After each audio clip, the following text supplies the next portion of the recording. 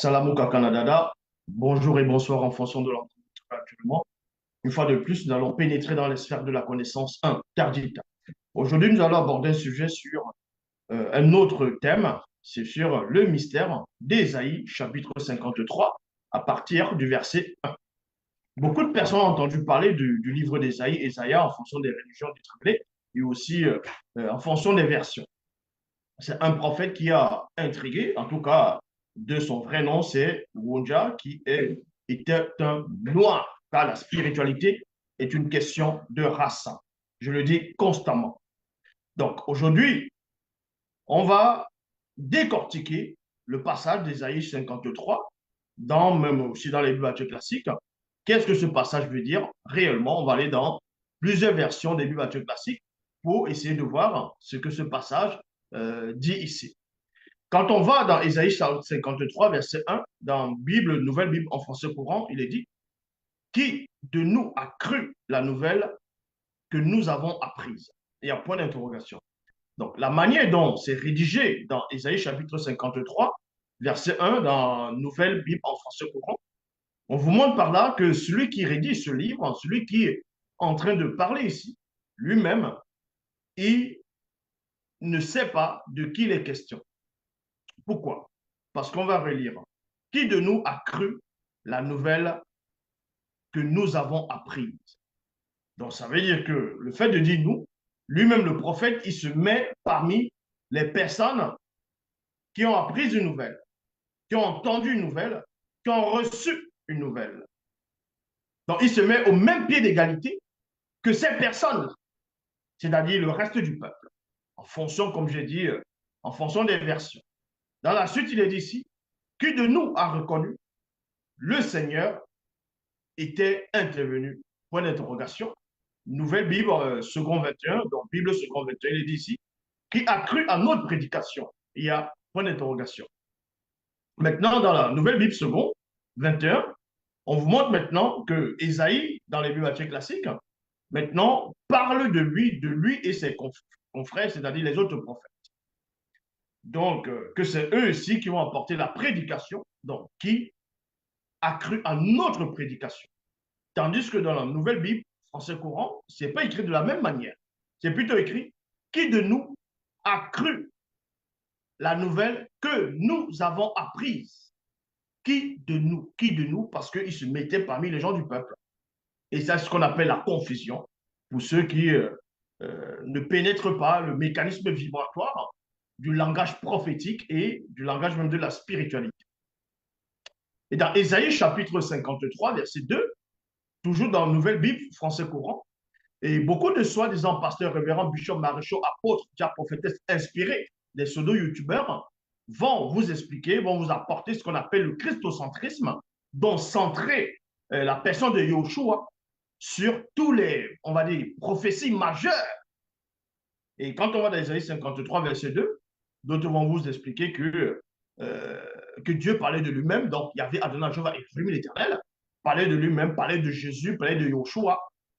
Mais vous devez comprendre ici que dans les textes anciens, dans ce qu'on appelle la Torah, ou communément appelé l'Ancien Testament, comme j'avais déjà démontré avec une telle aisance, on ne fait à aucun moment allusion à Yahushua, donc celui qu'on va appeler Jésus. Donc Jésus, peu importe comment vous allez le nommer, on ne fait pas allusion à ce Jésus, euh, soi-disant que Dieu l'aurait envoyé, tout ça. C'est plutôt dans le Nouveau Testament qu'ils vont essayer de coller les passages, les chapitres, les versets de ce qu'eux appellent la Torah ou l'Ancien Testament par rapport au Nouveau Testament pour la personne de Jésus.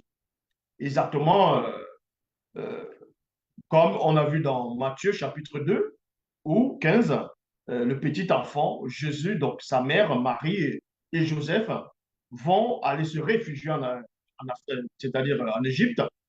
Et plus tard, quand on vous apprend que Hérode était mort, tout ça, et l'ange maintenant du Seigneur va avertir, dans d'autres versions, c'est le Seigneur va avertir Joseph divinement, il va divinement avertir Joseph pour que celui-ci puisse ressortir de l'Égypte avec le petit enfant et Marie, afin que la prophétie qui avait été annoncée par le Seigneur puisse se réaliser.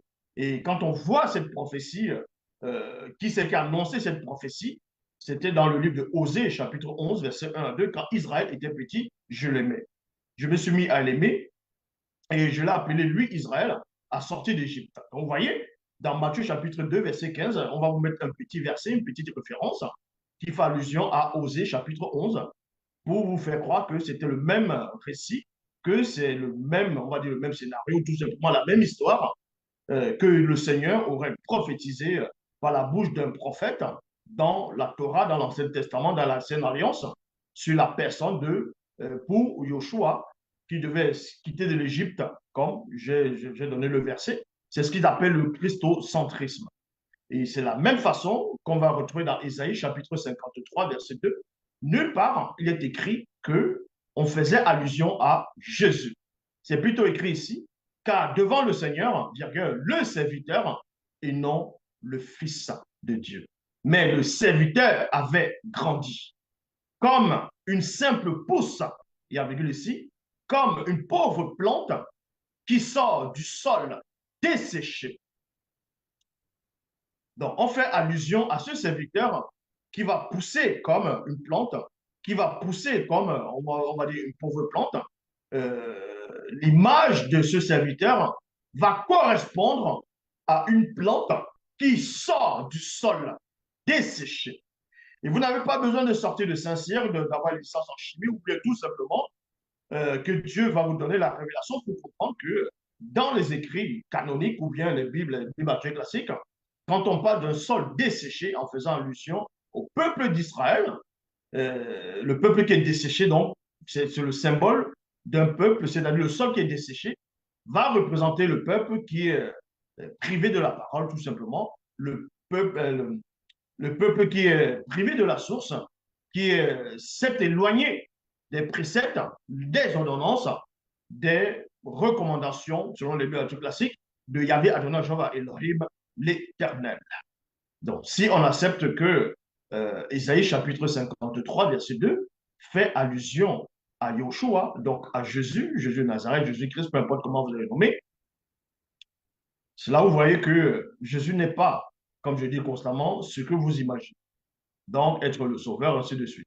Donc, on montre par là que ce serviteur ici, je dis bien dans les bibliothèques classiques, c'était un pécheur, parce que son image va correspondre, c'est-à-dire, on va prendre une image qui existe, réelle, pour vous montrer à quoi correspond, d'où ce serviteur va s'émaner.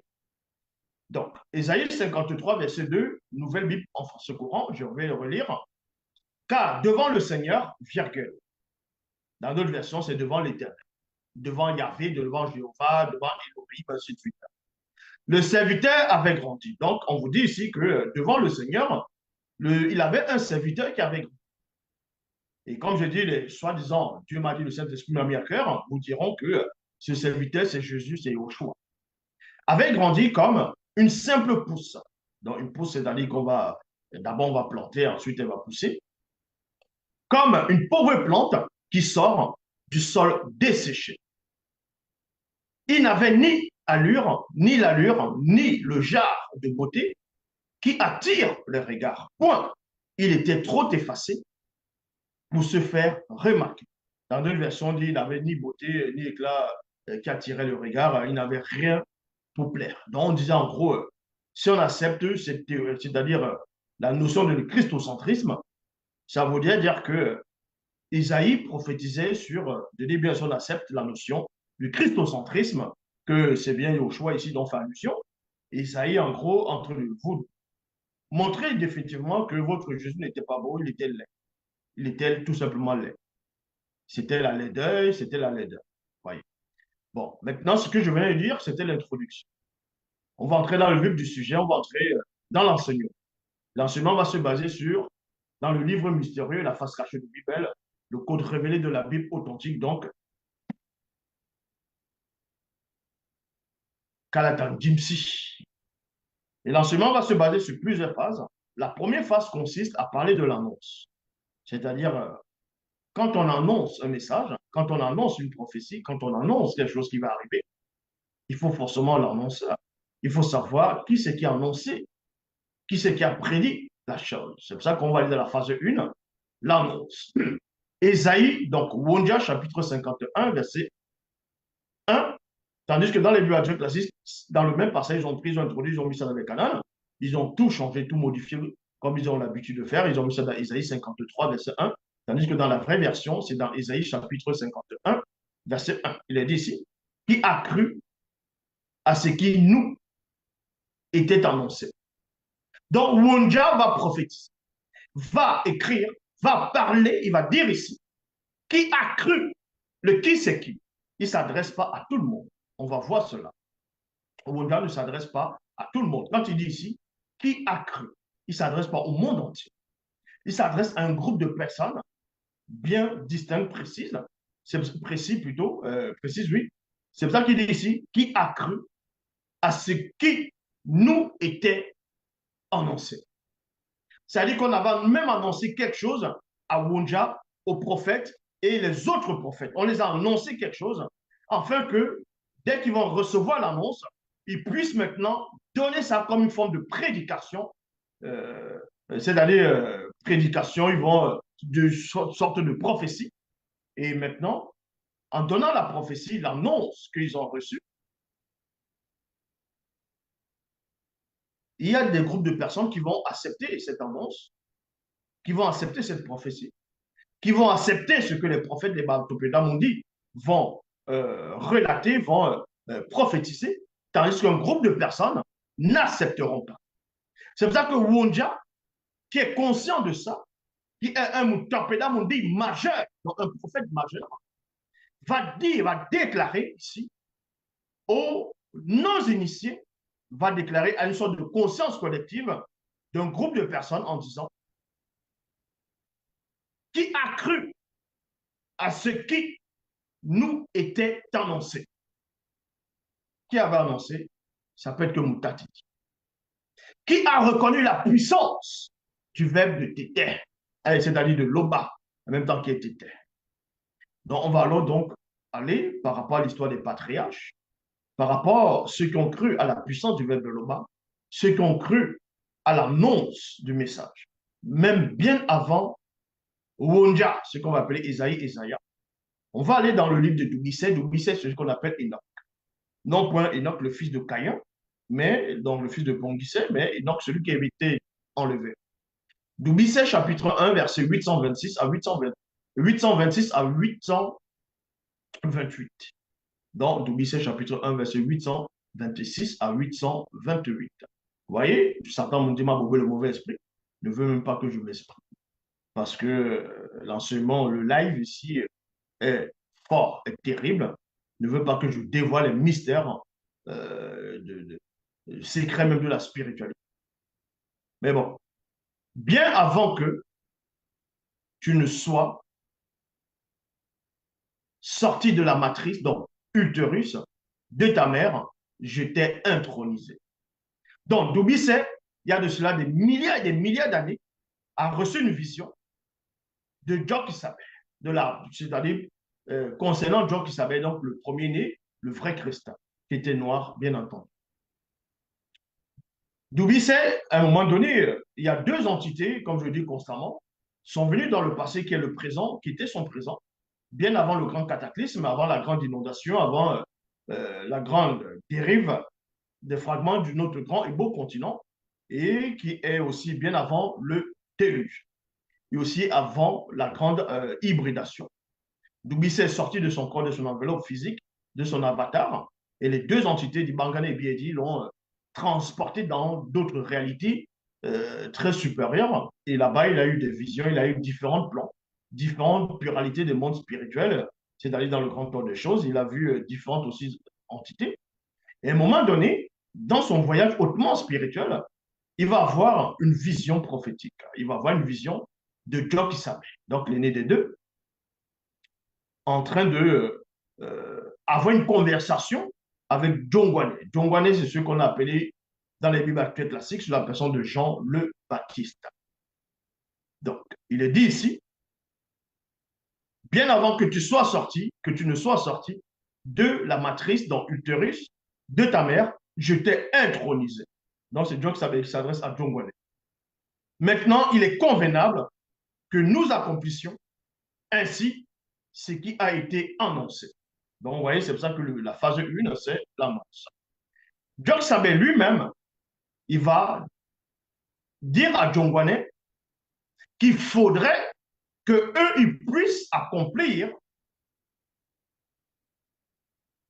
ce qui avait été annoncé. Qui a annoncé cela? Qui a annoncé cette scène? Qui a annoncé ce rite que Jock Sabé est en train de faire avec Jongwane? On va voir cela.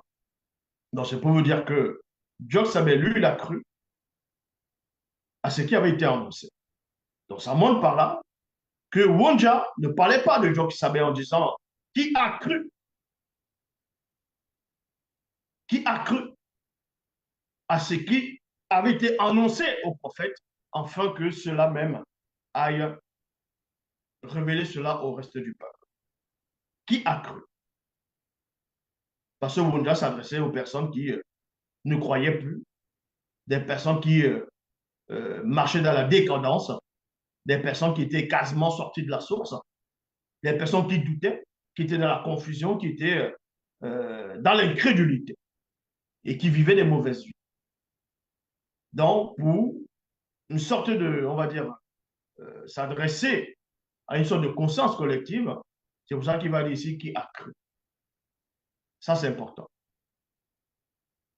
Donc, et Jongwane ne lui résista pas. Jongwane, dans ce, comme je dis, ce qu'on appelle Jean le Baptiste, lui-même, il ne va plus résister à Jock Sabé parce que lui-même, il a cru à ce qui avait été annoncé. 1 Samuel chapitre 15, verset 11.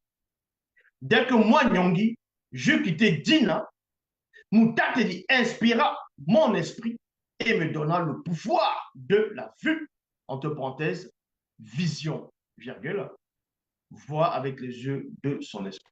Donc la vision, c'est de voir avec les yeux de son esprit. Et tous les événements annoncés par Dina s'accomplirent ce jour même. Donc Dina, c'est ce qu'ils vont appeler Samuel, le prophète Samuel. Il avait annoncé quelque chose à Nyongi. Nyongi, c'est ce qu'on appelle le roi Saül. Et c'était tous des noirs, bien entendu. Avant d'annoncer quelque chose, et cette chose s'est réalisée. Et Nyongi ici a reconnu, a pénétré que ce dont Dina avait annoncé s'est réalisé. 1 Samuel chapitre 29, verset 16, le verbe de Tété a accompli ce que je t'avais annoncé. 2 points. Je t'ai appris la loyauté. Je t'ai repris la loyauté plutôt pour la donner à ton prochain qui est meilleur que toi. Virgule, à ton nom. 2 Samuel chapitre 13, verset 3 à 5. Il est dit ici, on dressa alors pour pas Mbolé un grand matelas sur le toit en terrasse du palais en plein jour et mon fils pas Mbolé alla coucher entre parenthèses sexuellement avec plusieurs de mes femmes avec lesquelles je n'avais plus de relations sexuelles, il y a virgule ici, à la vue, entre parenthèses pornographie, des non-initiés blancs et sans mêlés, et des sans mêlés métis de Tumbanebila. Ainsi se réalisa la parole de Ingisse, le Mutapeda Moudi, donc Ingisse le prophète, avec un P majuscule, donc Mutapeda Moudi avec un M majuscule. Donc c'est un prophète majeur. M'avait annoncé à moi ton droit en ces termes, 2 points, c'est en présence des non-initiés des blancs et des sans-mêlés, de Tumbanebila et en plein jour, que tu seras déshonoré à travers plusieurs de tes femmes, entre parenthèses, qui ne sont pas reconnues par nous. Donc voilà ce que Ingisse, le Mutapeda Moudi, avait annoncé à Tonda, et ça s'est bel et bien réalisé. C'est pour ça que nous sommes tous dans la phase 1, l'annonce. Donc il faut savoir quelle est la source qui annonce quelque chose qui va arriver. Parce qu'il y a beaucoup de personnes qui vont dire, beaucoup de ceux qui se disent chrétiens, non, l'enlèvement est imminent. Mais imminent, ça veut dire quoi? C'est tout de suite. C'est imminent, ce n'est pas dans des années. Imminent, ce n'est pas pendant des siècles. Quand on dit imminent, c'est là, là. Il vous dit que Jésus est parti, il est venu il y a plus de 2000 ans. Il est venu il y a 2000 ans. Donc, et qu'il revient, que bientôt il y aura l'enlèvement. On vous dit que l'enlèvement est imminent, Jésus a arrêté. Arrêtez de rêver, il n'arrivera pas parce qu'il n'existe pas. Point barre. Il s'agit de démontrer cela, même avec vos propres Bibles.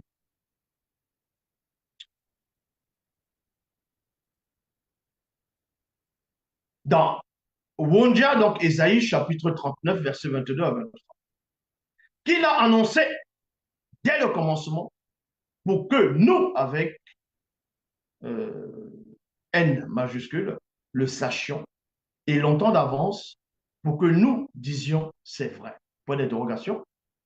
Nul ne l'a annoncé, nul ne l'a prédit et personne n'a entendu vos paroles. C'est moi, Moutateti, qui est dit à Wuma Lombe, donc lieu élevé dressé. Les voici à Longanapi. J'envoie un messager de bonnes nouvelles. Donc, vous voyez, Moutateti annonce dès le commencement. Parce que depuis le commencement, Moutateti a donné une prophétie au moment de la chute.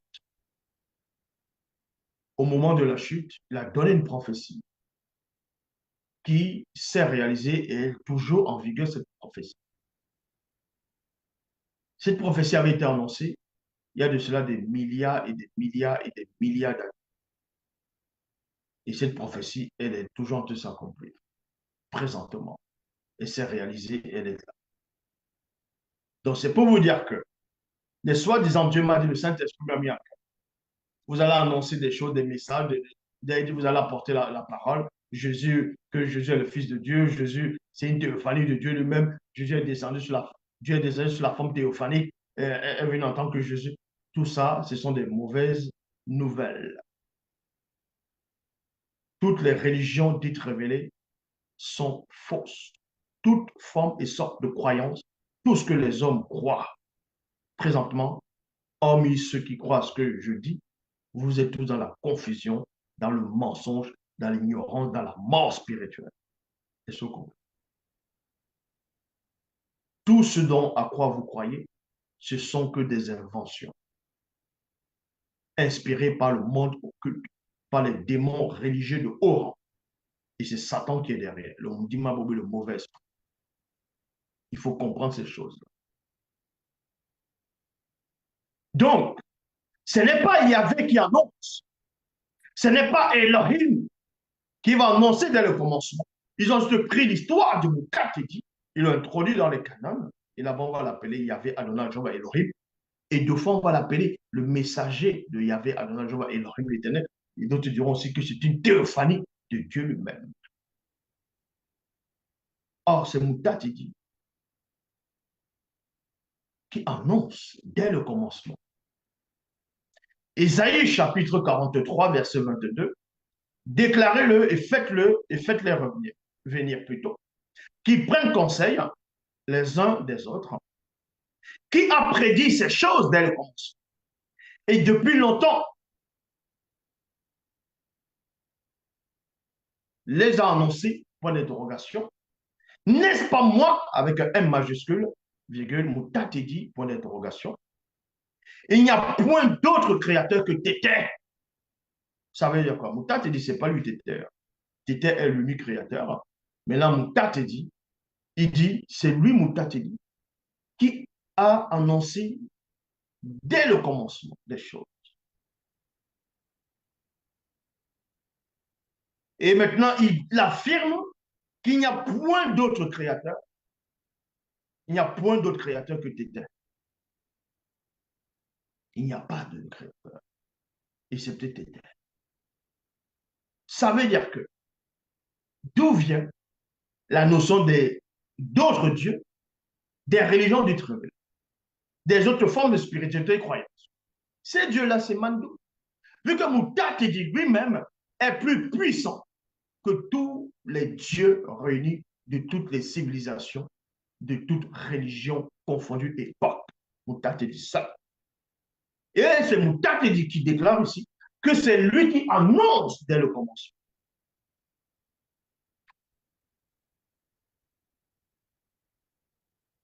En cela, on va aller dans Ésaïe chapitre 21, verset 10. Ô peuple non initié, qui a été battu comme un grain dans mon air. Ce que j'ai appris du Moutard dit, je voulais annoncer. Donc, vous voyez, c'est pour ça que Wunja, il avait déclaré dans Ésaïe chapitre 51, verset 1, qui a cru à ce qui nous était annoncé. Parce que quand il dit nous, il y a lui et les autres prophètes. Donc, c'est Moutatedi qui va annoncer. Il y a pas, il y a Moutatedi aussi les autres entités. Après Moutatedi qui vont annoncer des choses au Batopéda, on dit aux prophètes, à certains initiés, aux prêtres, pour aller informer le peuple. C'est pour ça que Wunja déclare ici, ce que j'ai appris du Moutatedi, je voulais annoncer. Et Esaïe n'a jamais annoncé Jésus. Il n'a jamais annoncé Yoshua. Les gens vont juste venir interpréter les Écritures avec des mauvaises interprétations erronées, parce que là, ils vont vous dire que qu'il y a des preuves dans les Bibles classiques, dans le Nouveau Testament, où on fait allusion à Jésus, c'est-à-dire quand il dit Jésus, pas la traduction, parce que quand on lisait dans le livre de Zacharie, on vous parle de Josué, le grand prêtre. Dans d'autres versions, on dit Jésus, le grand prêtre, qui était il avait porté les habits sales, et il y avait un ange qui était à côté, il y avait aussi Satan pour l'accuser. Et Dieu dit maintenant, voilà, je t'enlève les habits sales, tout ça là. L'ange dit, oui, il va enlever les habits sales en façon des versions. Donc, en gros, je t'enlève ton iniquité. Si on accepte que ce Josué, c'était Jésus, ça dit que Jésus, c'est un pécheur. Et depuis quand un pécheur va vous sauver. Bon. Nulle part, j'aurais dit ici, Isaïe à aucun moment parlé de Jésus. Isaïe n'a pas prophétisé sur Jésus. Vous êtes juste victime de vos propres ignorances, de vos mauvaises interprétations. D'autres personnes vont dire, oui, mais on parle de Jésus dans Isaïe 9:5. Un enfant nous est né, un fils nous est donné. Et la domination reposera sur son épaule, on l'appellera admirable conseiller, Dieu puissant, Père éternel, prince de la paix. Nulle part, il est écrit que cet enfant qui est né, c'était Jésus lui-même. Ésaïe ne parlait pas de Jésus dans Ésaïe 9:5. Vous pouvez lire Ésaïe chapitre 22, verset 20 à 22. Vous voyez que celui dont on faisait allusion dans Ésaïe chapitre 9, verset 5, c'est la même personne dont on fait allusion dans Ésaïe 22, verset 20 à 22. Ésaïe ne parlait pas de Yoshua, ne parlait pas de Jésus. Ésaïe chapitre 41, on ne parle pas de Jésus là-dedans. Ésaïe chapitre 11, on ne parle pas de Jésus là-dedans. Ésaïe n'a jamais prophétisé sur lui. Maintenant, ils vont prendre dans le livre de Luc, où à un moment donné, Jésus se rend dans le temple, dans la synagogue, et là-bas, il va prendre un rouleau, c'est écrit le livre d'Ésaïe. On dit l'Esprit du Seigneur se repose sur moi, l'Esprit de sagesse, et ainsi de suite. Après, Jésus aura déroulé ce livre, il remet à celui qui lui a donné. Après, les gens avaient les yeux braqués, je lui dis, maintenant, euh, l'écriture, en gros, ce qui venait de lire vient s'accomplir. C'est écrit où que Ésaïe parlait de Jésus. Voilà ce que les versets qui viennent écrire, interpréter. Exactement comme aussi Philippe, à un moment donné, on vous dit qu'il allait trouver l'eunuque éthiopien. L'eunuque éthiopien. Et l'eunuque éthiopien était en train de lire le livre d'Ésaïe. Et il ne comprenait pas de qui il était question. Et donc, du coup, et Philippe va lui demander, comprends-tu ce que tu lis? Il dit, mais si quelqu'un ne vient pas m'expliquer, comment je veux comprendre? Donc, l'eunuque éthiopien, il ne sait pas de qui on fait allusion. Si Ésaïe parlait de lui-même, s'il parlait d'une autre personne. Et maintenant, comme dans la coutumée, ils vont apporter le christocentrisme, ils vont essayer de vous expliquer que Isaïe, en fait, parlait de Yoshua, parlait de Jésus. Je le répète ici, Isaïe n'a jamais prophétisé sur Jésus. Isaïe n'a jamais prophétisé sur Jésus. Aucun prophète dans l'Ancien Testament n'a jamais prophétisé sur Jésus en tant que fils de Dieu ou serviteur de Dieu. Est-ce que vous comprenez? Donc, vous pouvez aller prendre les versets, tordre les versets. Ces versets n'existent pas, je le dis ici. Vous pouvez aller au temps de Moïse dans les Bibles, dans l'Ancien Testament. où, où Moïse va dire, Dieu va susciter un prophète d'entre vos frères qui sera comme lui. Vous allez écouter ce prophète. Quiconque n'écoute pas ce prophète sera retranché, ainsi de suite. Moïse n'a jamais écrit dans les Bibles classiques en disant que ce prophète qui sera comme lui, c'était Jésus. Moïse n'a pas dit ça. Il a dit un prophète comme lui. Un prophète comme lui. Jésus n'a jamais, euh, Moïse n'a jamais dit que c'était Jésus. Maintenant, on va vous montrer dans le livre, dans le Nouveau Testament, comment quelques disciples au début, ils vont venir voir, ils vont rencontrer, un autre disciple va venir voir un autre disciple en disant, ah, nous avons trouvé celui dont Moïse parlait dans les Écritures, en pointant que c'est Jésus. Ça, ce sont les écrits inventés. Ce sont les écrits que tu es modifiés.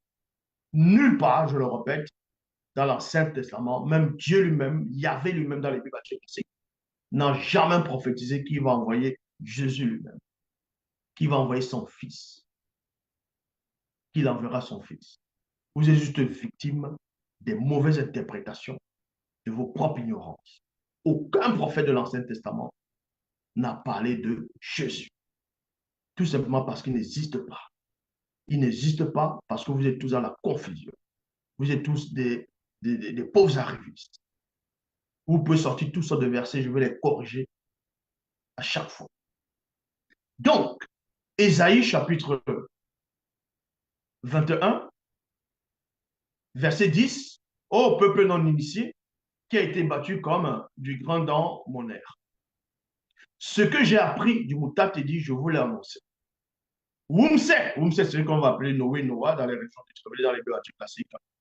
Chapitre 1, verset 126. Parce que Noé lui-même a son propre livre. Donc, Wumse, chapitre 1, verset 126, il est dit, alors je, entre parenthèses, c'est Ouellet. Ouellet qui est le frère de Wumse. Ce que c'était Méné qui m'avait été annoncé par Moutati, qui m'était apparu la nuit dans une vision. Vous voyez? Donc Moutati avait déjà annoncé bien longtemps beaucoup de choses.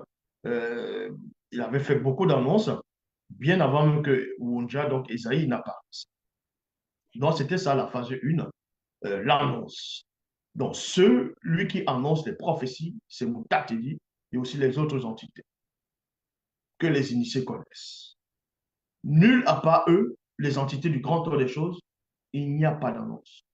Toute autre annonce n'est que mensonge et pure invention. Est-ce que vous comprenez? Invention inspirée par les forces occultes. Ça veut dire que les prophètes qui sont venus, les prophètes qui étaient noirs, bien entendu, étaient uniquement de noirs, qui ont annoncé qui ont prédit, qui ont annoncé des catastrophes, et ceux qui sont réalisés, bien entendu, c'est parce que Moutat dit et les autres entités les avaient révélé ces choses. Les avaient révélé ces choses-là. Nul à part les entités, y compris, et nul à part les entités et le verbe de déter. Et celui qui est en face de vous, Dieu qui savait toute autre annonce, parce que dans le verbe, c'est comme ça. L'oba, on permet que ce soit ainsi. Maintenant, on va aller à la phase 2. Deux fortes plantes. Donc, vous voyez que tantôt dans Ésaïe chapitre 53, verset 2, il est dit, car devant le Seigneur, le serviteur avait grandi comme un simple pouce, comme une simple pouce plutôt, comme une pauvre plante qui sort d'un sol desséché. Isaïe lui-même avait parlé d'un sol desséché qui va reprendre, bon, selon les Bibles classiques, le Seigneur va reprendre les eaux sur la terre altérée, sur le sol desséché. On parlait ici du peuple qui n'avait pas d'esprit, en gros, qui n'avait pas l'esprit de Yahvé, qui marchait pas sur les préceptes des lois, les lois. Et dans la Bible actuelle classique, dans le verset, dans le passage que j'ai montré, en fonction de la version, celui dont vous dites qu'elle est le serviteur de Dieu dans Isaïe chapitre 53, verset 2, dans la nouvelle Bible en français courant, Si vous dites que c'est Yoshua, donc que c'est Jésus-Christ, Jésus de Nazareth, peu importe, le Al-Mashiach, peu importe comment vous allez le nommer, ça montre par là que lui-même c'était un pécheur. Parce qu'il faut savoir c'est quoi le sol desséché, en parlant de la prophétie, en parlant du Père, par rapport au symbole, aux images. On ne se lève pas et on vient dire Dieu m'a dit. Le Saint-Esprit m'a mis à cœur. On n'est pas là pour blaguer, on n'est pas là pour. On n'est pas dans les précisions. Nous ne sommes pas dans les précisions ici. C'est-à-dire dans les tâtonnements. Nous sommes plutôt dans la précision. Est-ce que vous comprenez? Donc, ici, maintenant, on va parler de deux fortes plantes. Deux fortes plantes. Parce que quand Wonja prophétise, il va donner les images de la nature, de certains éléments de la nature. Remarquez que dans la phase 2, quand on dit ici deux fortes plantes, plante ici, c'est avec un P majuscule. Vous allez comprendre pourquoi. C'est là vous allez savoir pourquoi on dit il y a un prophète majeur et un prophète mineur. Ésaïe chapitre 51, verset 2. Il s'est élevé deux fortes plantes, virgule. Et non plutôt, là c'est une image de deux personnes, de deux personnages, mais qui ont une image symbolique de deux fortes plantes, qui symbolisent deux fortes plantes, parce qu'il existe la pluralité des plantes. Donc, il s'est élevé deux fortes plantes, il y a virgule ici. Deux rejetons qui sortent de Wassé, point virgule, et non d'Israël. Ils avaient une grande beauté, il y a virgule ici, et l'éclat pour attirer nos regards. Entre parenthèses, nous, les initiés et les non-initiés graciés, on refait la parenthèse virgule, et leurs aspects avaient tout pour nous plaire.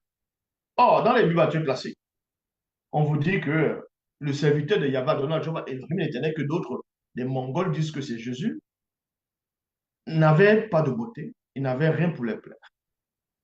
Donc, en gros, il était laid. Il était laid. Il était laid. Parce qu'on dit, si tu n'avais pas de beauté, il n'avait pas de beauté, il n'avait rien pour nous plaire. Vous pouvez lire les versets. Vous pouvez lire dans n'importe quelle version, vous allez voir. Il n'avait rien pour attirer le regard. Il n'avait pas de beauté, il n'avait pas ça. Et vous dites, osez dire que la parole a été faite chair sur la personne de Jésus. Donc la parole, elle est laide. C'est ce que ça veut dire. Vu que si la parole a été faite chair, et vous dites que c'est Jésus. Mais Esaïe, donc, dont vous acceptez, dont il parlait de Jésus, on vous dit qu'il n'était pas beau. Il n'était pas beau. Il était laid. Il n'avait rien pour plaire. Donc Dieu qui s'est servi de la parole dans la Bible classique pour créer toute chose, et Dieu voit que cela est. Ou parce que d'un arbre, d'un bon arbre, peuvent naître des fruits, des mauvais fruits. On ne peut, c'est-à-dire un bon arbre ne peut produire que de bons fruits. Là, c'est selon même la spiritualité. Donc, si le verbe, on va dire la parole, est créatrice, la parole, Dieu a créé toute chose par sa parole, et on vous apprend que le roi Saül avait une très grande, non seulement il était grand de taille, il avait une grande beauté, le frère de David lui-même avait une grande beauté. Si on donne cette précision, et que toutes choses ont été faites par la parole de Dieu, selon ce que vous dites, donc si Dieu se sert de sa parole pour créer des bonnes choses, des belles choses, la beauté, tout ça, là, et la parole qui descend, qui prend un corps, vous pensez que elle sera moins belle que ce que elle a créé? C'est pour ça que quand vous venez raconter des choses aux gens, vous ne comprenez pas ce que vous dites. Vous ne comprenez rien du tout. C'est ce qu'on- Vous ne comprenez rien du tout. C'est pour ça que Wonja, le frère Wonja précise ici. Ils avaient une grande beauté avec un P majuscule beauté. Et l'éclat pour attirer nos regards. Et leur aspect avait tout pour nous plaire. Et quand les femmes voyaient John qui savait, ils voyaient la beauté, ils disaient, ouh, lui là, c'est, il est beau. On regardait. Hein.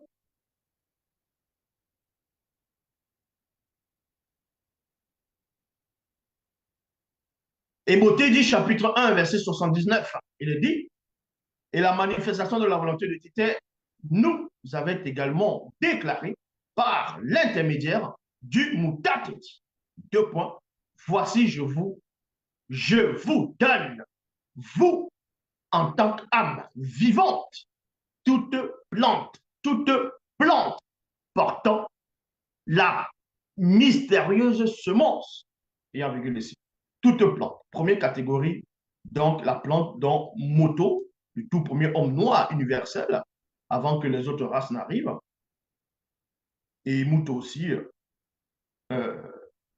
Moutatedi va déclarer, en tout cas, la manifestation de la volonté de Tété va déclarer par l'intermédiaire du Moutatedi, donc de celui qui guide et qui intronise les initiés, que voici, il donne à Moto et à Muto, c'est-à-dire, ils n'étaient pas encore physiques, ils étaient en tant qu'âme vivante. Donc, il n'y avait pas de péché, il n'y avait pas de chute.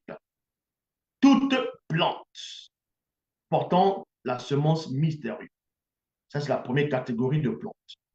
Deuxième catégorie, sans exception, virgule, toute plante, on précise encore, germant d'un germe inné, et à virgule, sur la surface du continent entier. C'est-à-dire qu'on prend deux catégories de plantes. C'est pour ça que dans la phase 2, c'est deux fortes plantes. Dans la première plante, parce qu'il y a deux fortes plantes. La première plante a une semence mystérieuse, a une mystérieuse semence. La deuxième plante germant d'un germe inné sur le continent, sur la face du continent entier, ainsi que toute substance portant son fruit propre. Vous voyez, ils ne veulent pas que je parle, mais je vais parler. Et possédant en soi sa puissance semencielle pour vous servir d'aliment physique. Et quoi qu'en tant qu'âme vivante, vous ne pourrez point vous alimenter des aliments non visibles actuellement. Ainsi, cela a pour but de vous initier à l'aliment visible. Dans Somme, chapitre 104, versets 13 à 14, il est dit ici, de haut, virgule, les montagnes sont arrosées, la terre est rassasiée du fruit des œuvres, plutôt Mundima Mimbu, donc l'entité des saisons. Il fait germer l'herbe pour le bétail, il y a virgule ici, et les plantes pour les besoins de l'homme. C'est pour ça que dans la prophétie de Wonja, dans l'annonce, dans la phase 2, il parle de deux fortes plantes qui ont une utilité, qui ont l'utilité dans la spiritualité, dans l'homme, dans sa vitalité, que ce soit dans l'astral, que ce soit dans le physique et aussi le spirituel. C'est très important, ces plantes-là. On va aller plus en profondeur. Besoin de l'homme, afin que la terre produise de la nourriture. Somme 144, verset 11, il est dit ici, nos fils sont comme des plantes. Vous voyez, on vous apprend qu'il y a deux fortes plantes. Maintenant, parmi le peuple, les plantes, on va servir de deux sortes de plantes pour le quotidien de l'homme. Et maintenant, parmi le peuple, parmi les fils, les fils, c'est-à-dire ici, nos fils sont comme des plantes qui croissent dans leur jeunesse. Ça veut dire quoi? Ça veut dire en ce moment, les fils ici sont alimentés spirituellement, sont dans l'abondance, sont dans la parole, sont en train de se... Quand on dit ici, là, on fait allusion, c'est-à-dire symboliquement comme des plantes qui croissent dans leur jeunesse. Nos filles, comme les colonnes sculptées qui font l'ornement des palais. Donc, derrière ces plantes-là, on retrouve deux fortes plantes. C'est ce que Wonja a vu. C'est ce qu'on appelle l'annonce aussi. C'est la vision prophétique. Apocalypse, dans Bible, c'est dit, révélation apocalypse de Moine de Salomon, chapitre 14, verset 2 à 4. Il est dit ici, toutes les plantes, après la chute, ont besoin de divers nutriments pour croître, entre parenthèses, se développer, se déployer, fructifier se manifester, se révéler. Il y a un point ici. Donc, mon monde lui-même à la révélation, il dit ici que toutes les plantes après la chute, il précise, parce qu'il y a les plantes avant la chute. Or, quand on parle de deux fortes plantes, c'est les deux fortes plantes avant la chute et non après la chute. Parce que leur essence première ne s'émane point de la chute. Et Manman maintenant, il dit que après la chute, donc toutes les plantes après la chute ont besoin de divers nutriments pour croître, donc pour se développer, déployer, fortifier, fructifier, se manifester, se révéler. D'une manière générale, les plantes trouvent et obtiennent cette substance dans le sol qu'elles détectent grâce à leurs racines. Mais dans les territoires où c'est plutôt divers nutriments sont en quantité insuffisante, plusieurs plantes ont dû subir des transformations, entre parenthèses, hybridation. Et se sont accoutumées, donc adaptées, habituées à leur biotope, donc environnement, écosystème. On referme la parenthèse pour requérir d'autres moyens de se ravitaliser. Certaines espèces de plantes ayant subi des transformations de hybridation seront dans quelques millions d'années connues sous le nom de plantes carnivores. Entre parenthèses, anomalie, altération, déviation, perversité, monstruosité. On referme la parenthèse, virgule. Attrape-mouche sensible, on ouvre la parenthèse. Perversion, dérèglement, corruption, profanation, déchéance. On referme la parenthèse et bien d'autres. Donc cela, c'était par rapport à ces plantes. Et quand on va dans 2 Rois, chapitre 19, au verset 5, il est dit, moi, Wonja, je fais écraser une plante connue des initiés. Une plante connue des initiés. Pourquoi on dit une plante connue des initiés? Est-ce à dire que si cette plante, elle est connue par des initiés, est-ce qu'il y a certains insectes qui ne connaissent pas ces plantes? Est-ce qu'il y a des animaux qui ne tournent pas autour de ces plantes pour qu'on dise que cette plante est connue, on va dire que par les initiés? C'est pas ce que ça veut dire.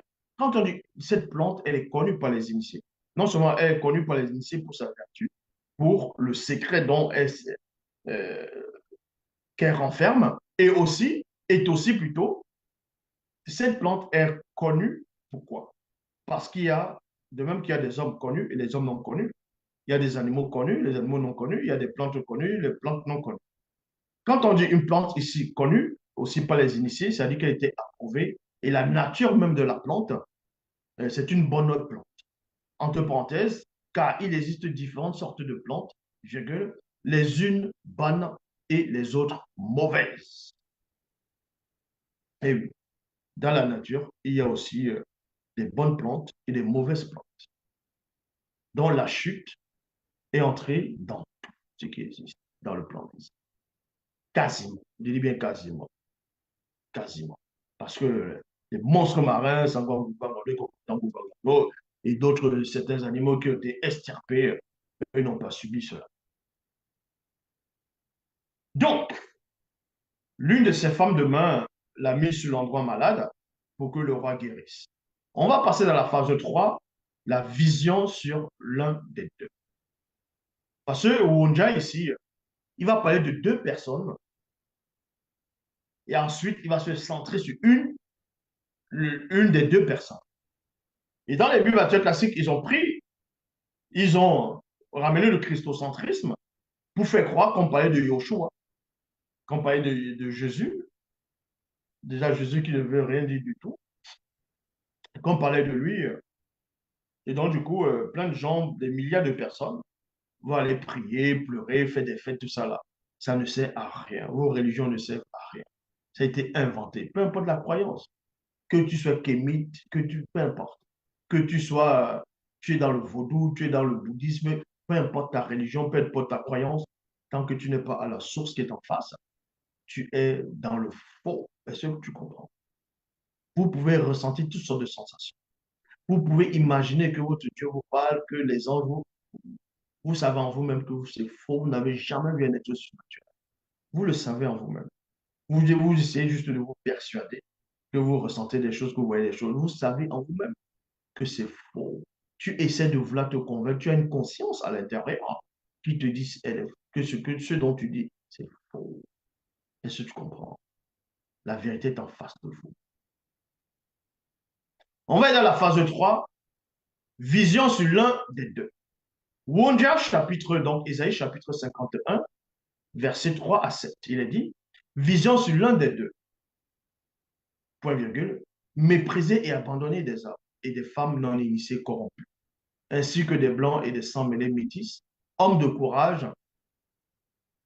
Donc, d'abord là, quand on parle ici vision sur l'un des deux, dans la vision, dans la prophétie qu'il a eue, c'est-à-dire la vision qu'il a eue, donc qu'il a pénétré, va donner une prophétie. Et dans cette prophétie, il va d'abord commencer par l'un des deux, donc vision sur l'un des deux. Et ensuite, avant de parler de l'un des deux directement, il va parler des deux. C'est pour ça qu'il dit ici, mépriser et abandonner des hommes et femmes non initiés corrompus. Donc, les gens qui n'écoutent pas ce que je dis, c'est parce que vous êtes non seulement des non-initiés, mais vous êtes corrompus. Ainsi que des blancs et des sang mêlés métis. Hommes de courage et habitués au combat spirituel semblables à ceux dont on détourne le visage, les hommes et femmes non initiés corrompus les ont dédaignés plutôt. Ils n'avaient fait d'eux aucun cas. Cependant, ce sont les souffrances des non-initiés graciés que l'aîné des deux a portées. C'est de leur douleur qui s'est chargé et il avait considéré comme puni et humilié.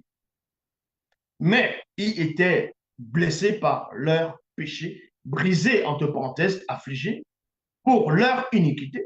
Le châtiment qui les donne la paix est tombé sur eux, et sur lui plutôt. Et ce n'est pas ces maîtressures plutôt, qui sont guéris. Ils étaient tous errants comme des brebis. Chacun d'eux suivait sa propre voie. Et leurs iniquités à tous sont retombées. Il a été maltraité, donc outragé, offensé, injurié. Et opprimé, donc accélé par des paroles méprisantes. Il n'a point ouvert la bouche faussement, semblable à un agneau qu'on mène à la boucherie, à une brebis muette devant les blancs et les sang mêlés métis qui l'attendent. Il n'a point ouvert la bouche faussement. Oui, il n'a point ouvert la bouche faussement. Oh, Jésus, lui, il a menti. Il y a plein de passages dans les Bibles classées, le Nouveau Testament, où Jésus, il ment volontairement. Il y a bien ces passages, j'ai déjà fait des vidéos sur ça. Koudoumane, chapitre 57, verset 26. Et finalement, ils le clouèrent droit sur le poteau, ses mains superposées en haut, au-dessus de sa tête, et ils lui clouèrent aussi ses pieds superposés vers le bas, puis les levèrent. Vous voyez, Wonja a prophétisé. Ésaïe chapitre 51, à partir du verset 8, il est dit ici,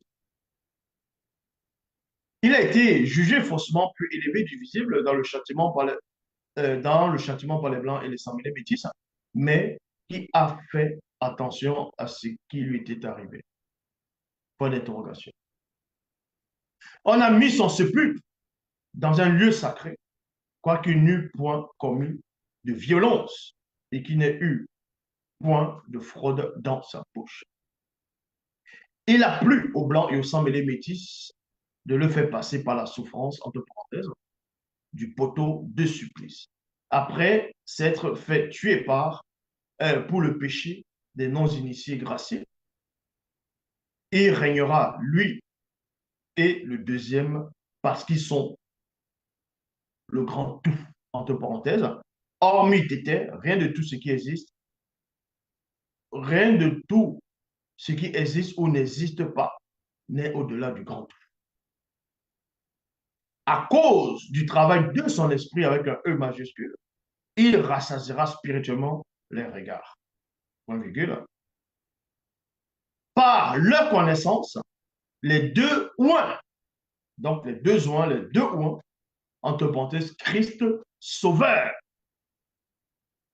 juste justifieront beaucoup d'hommes noirs connus et ils ont le pouvoir de pardonner les péchés. L'aîné a été livré à la mort physique parce qu'il a porté les péchés sans lui-même devenir péché et pécheur de beaucoup d'hommes noirs connus et il a intercédé pour les coupables connus. Or, dans les Bibles actuelles classiques, à un moment donné, il y a un passage où on dit que Jésus était sur la croix. Et à un moment, il dit, et là où la Sabachthani. Donc, Élie, Élie. Dans l'autre version, c'est Élie, Élie. Qui veut dire, en gros, mon Dieu, pourquoi m'as-tu abandonné? Et on va vous expliquer que Jésus avait porté les péchés du monde, dont il était devenu une abomination, parce que dans au temps de Josué, donc Yoshua, Josué, c'était aussi écrit que quand on pendait quelqu'un sur le banc, on accrochait quelqu'un sur l'arbre, son cadavre ne devait pas rester jusqu'au soir. C'est une abomination devant l'Éternel. Paul aussi de Tarse, dans les bibliothèques classiques, avait fait allusion à ça. Donc, quand Jésus était sur la croix, la nuit se manifestait déjà, mais bon, il était devenu une abomination. Donc, mon Dieu, pourquoi m'as-tu abandonné? Donc, il était devenu un pécheur, il était devenu une abomination plus que les autres même. Or, Dieu qui savait, il n'est jamais devenu une abomination. Jamais il est devenu une abomination. Donc, vous croyez à une abomination. Vous êtes dans la confusion. L'homme, c'est encore glorifié.